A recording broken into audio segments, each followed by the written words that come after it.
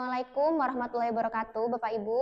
Waalaikumsalam warahmatullahi wabarakatuh. Selamat pagi, perkenalkan nama saya Hilma Dewi, saya mahasiswa kesehatan dari Universitas Dr. Subandi. Jadi di sini saya akan melakukan penyuluhan tentang waspada tsunami karena dilihat dari sekitar sini kan ini daerah pesisir pantai, betul ya Bapak Ibu ya?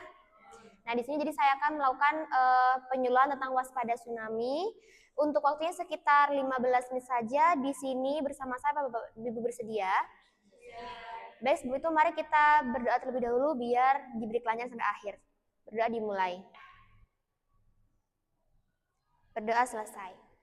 Baik, sebelumnya apakah Ibu Bapak tahu atau sudah pernah mendengar tentang tsunami? Udah ada yang pernah, ada yang belum ya? Baik, jadi untuk tsunami itu menurut Badan Meteorologi, Klimatologi, Geofisika atau BMKG adalah suatu kondisi di mana air laut itu dia terdapat gelombang yang sangat tinggi karena adanya pergerakan lempeng bumi. Karena terjadinya pertama gempa bumi ataupun ada letusan gunung berapi di bawah dasar laut. Seperti itu Bapak Ibu. Jadi ketika nanti untuk dilihat dari jauh ketika ada gelombang yang sangat besar, jangan pernah FOMO atau ikut-ikutan video mendekat ke pinggir laut karena kenapa? Ditakutkan itu adalah salah satu tanda akan terjadinya tsunami. Jadi dipastikan harus hati-hati. Nah, bagaimana kita mengetahui? Pertama, tanda yang akan muncul ketika akan terjadi tsunami pertama itu adalah adanya gelombang laut yang sangat besar dan juga sangat kelihatan dari jauh itu sangat kelihatan. Yang kedua itu pertama ada gempa yang sangat kuat dan juga hebat. Jadi kalau misalnya sudah ada gempa dan ada informasi dari BMKG ataupun sekitar bahwasanya akan terjadi tsunami, silahkan langsung persiapkan diri. Jangan malah lari ke pantai, tapi persiapkan diri untuk evakuasi. Dan yang ketiga itu adanya surutnya air laut. Jadi kalau habis gempa, kemudian ditandai dengan surutnya air laut, jangan malah ambil ikan di pinggir laut ya.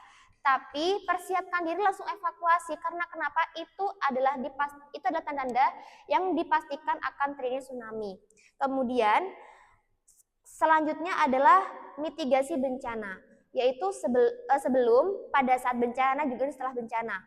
Pertama, pada saat sebelum bencana, karena sudah tahu di sini tuh daerah pesisir pantai, dipastikan harus mengetahui mana dataran yang aman untuk dilakukan evakuasi. Jadi misal ke atas bukit ataupun ke tempat-tempat yang sedikit agak lebih jauh.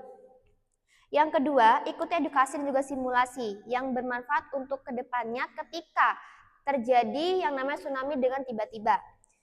Yang ketiga, siapkan tas siaga bencana yang berisikan pertama surat-surat penting misal KK, KTP, akte kelahiran, ijazah, surat tanah juga boleh bawa ataupun juga bisa dibawakan yang namanya obat-obatan. Misal ada penyakit asma, dibawakan inhalernya dibawakan. Pokoknya obat-obatan yang sekian itu penting dipakai untuk kebutuhan jangka panjang. Kemudian ada juga ketahui jalur dan juga tempat evakuasi. Dipastikan daerah itu sudah aman ya, sudah ada arah ketika ada gelombang laut pasti sudah ada diarahkan untuk kemana, pasti sudah ada di sini ya. Kemudian dipastikan juga sering-sering dilihat berita, apalagi sekarang musim hujan ya, musim hujan. Kadang sekarang itu kan cuaca lagi tidak menentu, apalagi sekarang banyak gempa bumi. Jadi dipastikan harus tetap waspada. Kemudian yang dilakukan ketika saat terjadi bencana itu ada pertama satu, evakuasi diri keluarga dan bantu keluarga yang misal yang lansia, yang ibu hamil itu dibantu. Yang kedua, jangan pernah merekam atau menonton. Kayak misal dari jauh udah ada tsunami, malah mau lihat dulu. Takutnya malah kegulung ombak, maka tidak selamat. Jadi harus mempersiapkan diri keluarga untuk ke tempat evakuasi. Kemudian ikuti arahan resmi mungkin, bisa ikuti apa kata RW ataupun RT yang sudah diberitahukan. Dan setelah terjadi tsunami, apa yang harus dilakukan? Pertama, waspada terjadi tsunami susulan. Jadi setelah tsunami surut, dipastikan ada beberapa jam atau beberapa waktu tidak boleh datang ke pesisir pantai karena ditakutkan atau dikhawatirkan terjadinya susulan tsunami tadi. Jadi, meskipun nantinya ada keluarga yang belum temukan, mohon bersabar. Karena kalau Bapak-bapak Ibu-ibu misal datang ke pesisir pantai takutnya terjadi susulan tsunami, takutnya juga korban jiwa semakin banyak sehingga harus bersabar. Seperti itu Bapak Ibu ya.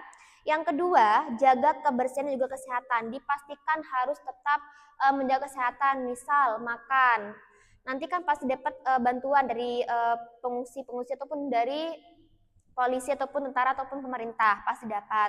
Yang ketiga itu lapor diri ke posko atau ke RW. Jadi ketika kalian Bapak Ibu itu semuanya sudah sampai di bagian pengungsian, silakan daftarkan diri. Silakan daftarkan diri Bapak Ibu sekalian untuk diketahui apakah adakah korban keluarga yang hilang atau tidak. Jadi bisa diketahui ini misalnya yang tanya misal A ke B, itu sudah tahu ada informasi apa tidak. Kemudian gunakan media sosial dengan bijak. Jadi jangan menebarkan hoax. Jadi kalau sudah tidak ada gempa susulan ataupun tsunami susulan, jangan disebarluaskan berita yang hoaxnya tadi seperti itu. Sebelum saya akhiri, apakah ada yang mau tanyakan terlebih dahulu?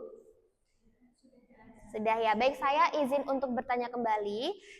Tadi kan ada tas siaga. Itu sih ada apa aja Bapak Ibu? Ya. Betul. Nah, seperti itu ya. Mungkin dari sekarang bisa disiapkan. Takutnya siapa tahu ketika bencana itu kan tidak ada yang tahu ya. Jadi makanya harus disiapkan dari sekarang. Meskipun bukan hanya untuk bencana, misal karena mungkin ada kebakaran, itu udah tahu apa yang aja mau dibawa untuk nanti keluar. Seperti itu ya.